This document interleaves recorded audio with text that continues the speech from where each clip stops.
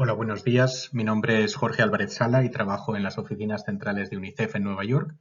En primer lugar, agradecer a todos su presencia hoy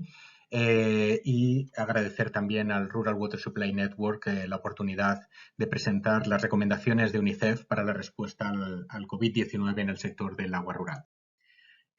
La respuesta técnica en agua y saneamiento, tanto en hogares como en comunidades rurales, tiene dos áreas prioritarias. Por una parte, reducir la exposición de la enfermedad y por otra parte, mitigar los impactos secundarios.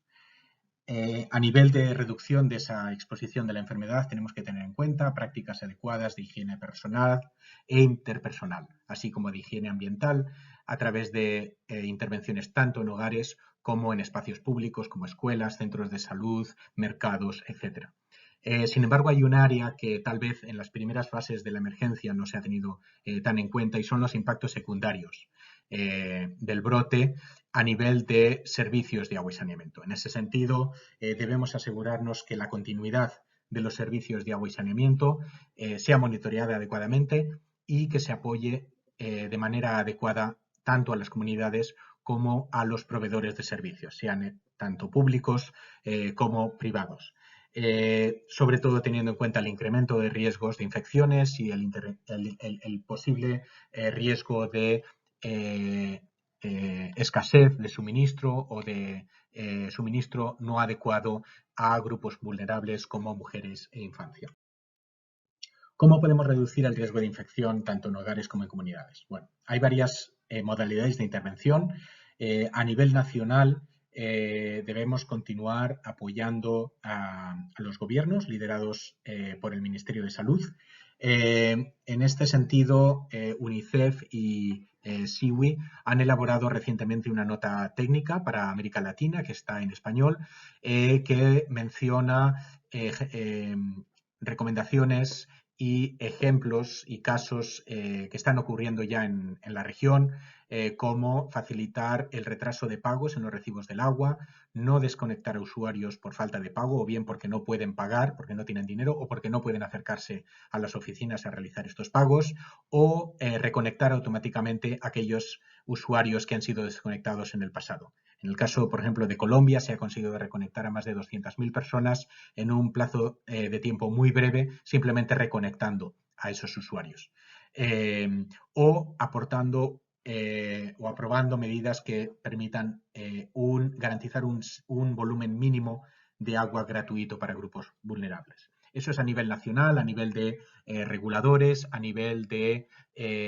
proveedores de servicios. A escala comunitaria debemos diferenciar los contextos en espacios públicos vulnerables como escuelas, universidades, residencias de ancianos, personas sin hogar, disminuidos, desplazados internos, refugiados, cárceles o centros de detención, mercados, estaciones de ferrocarril, de autobús, donde necesitamos tener un tipo de intervención de tipo preventivo, con provisión de agua, lavado de manos, etc. Diferenciar los espacios públicos que no son centros de salud, donde las intervenciones son diferentes, con casos sospechosos, donde en este caso la intervención es de tipo reactivo y donde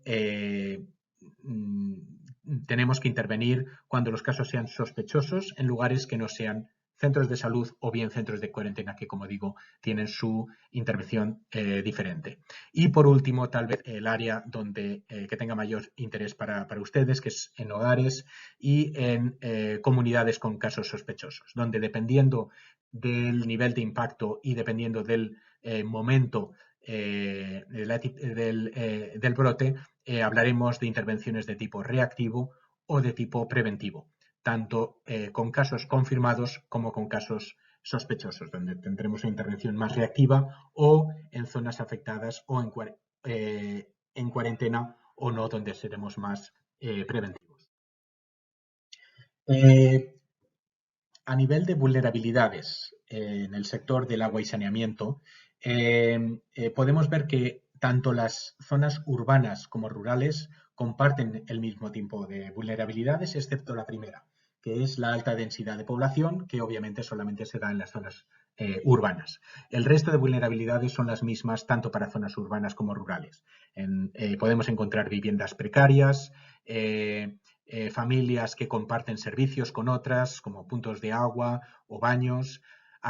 problemas de acceso limitado al agua que eran previos a la crisis y que se exacerban durante esta crisis, zonas con altos niveles de pobreza, zonas con acceso a servicios de salud inadecuados, el acceso a la información o zonas con elevado porcentaje de población que depende del transporte público, donde el riesgo de esparcir el brote se incrementa. Debemos tener especial atención en zonas rurales, a las afueras de las ciudades, que tengan mayor exposición al flujo de bienes y servicios desde la ciudad, porque previsiblemente estas van a ser las primeras zonas rurales que se van a ver afectadas una vez empecemos a tener casos en zonas urbanas. A nivel de adaptación de la estrategia en entornos rurales, debemos tener en cuenta esos impactos secundarios, gente que no puede pagar sus recibos de agua, pero también debemos tener en cuenta las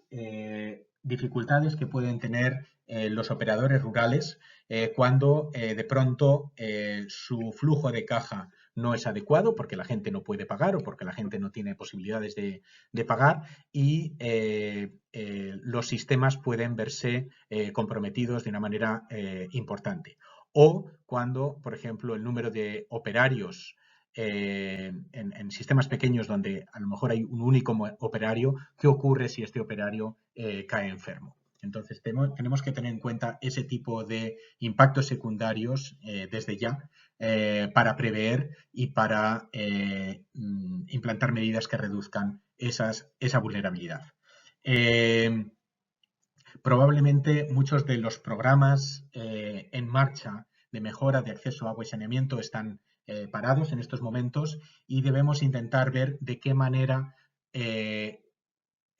adaptamos nuestros programas a la nueva situación, al nuevo contexto y continuamos asegurando que al menos aquellos que disponen de servicios de agua mantienen esos servicios y aquellos que no disponen de servicios poder proporcionarles un servicio por lo menos de manera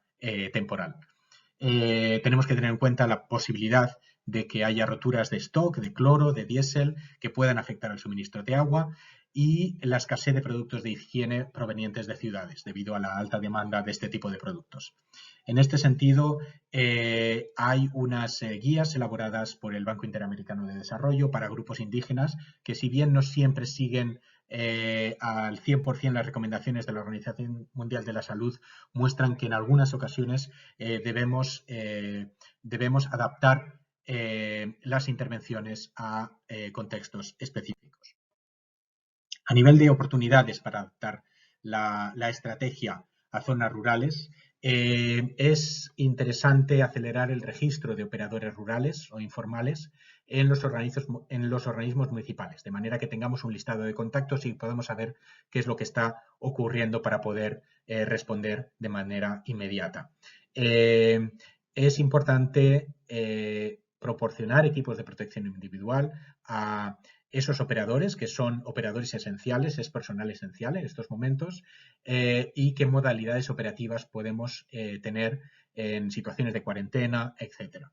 Debemos también adaptar la comunicación de riesgos y la participación de la comunidad. En algunos lugares no es posible hacer campañas de promoción de higiene casa por casa y tenemos que centrarnos en mensajes a través de medios de comunicación, a través de redes sociales, que en algunos casos, incluso en zonas rurales, pueden ser utilizados por adolescentes que pueden ayudar a diseminar esos mensajes. O utilizar los mercados para compartir mensajes con lugares que se encuentran más aislados. Debemos asegurarnos también que los servicios de agua y saneamiento son adecuados en lugares de aislamiento, en edificios dedicados a aislamiento de casos sospechosos, en hospitales de campaña, etcétera. Así como identificar personas que están comerciantes que visitan las ciudades o que están en constante movimiento, porque pueden ser probablemente ellos quienes contribuyan a esparcir el virus. Podemos contactar con asociaciones de mujeres o otras entidades que puedan ayudar a la producción local de artículos esenciales como jabón, mascarillas o puntos de lavado de manos, y asegurarnos de que los puntos de asistencia médica rurales disponen del suministro básico de agua y saneamiento, así como de equipos de protección individual. Por último, y para terminar, quería mencionar que UNICEF, junto con la Organización Mundial de la Salud, está elaborando un conjunto de notas técnicas. Aquí pueden ver los links a los enlaces a muchos de ellos, tanto a nivel general en el sector de agua y saneamiento, como específicos para escuelas, centros de salud, hogares, espacios públicos. Y mencionar también que UNICEF junto con SIWI han elaborado una nota técnica sobre impactos secundarios en América Latina, con ejemplos de medidas que están tomando diferentes países en la región que pueden ser de utilidad para todos ustedes. Como se están elaborando nuevas normas y nuevas recomendaciones todos los días, recomendamos que se mantengan informados a través de la página web de UNICEF, que ha creado un portal específico para respuesta al coronavirus, así como para el clúster de agua y saneamiento, que dispone de innumerables documentos, tanto elaborados por UNICEF como por otros socios. Agradecerles a todos su atención y desearles mucha suerte en esta lucha común y global que tenemos contra el coronavirus. Muchas gracias.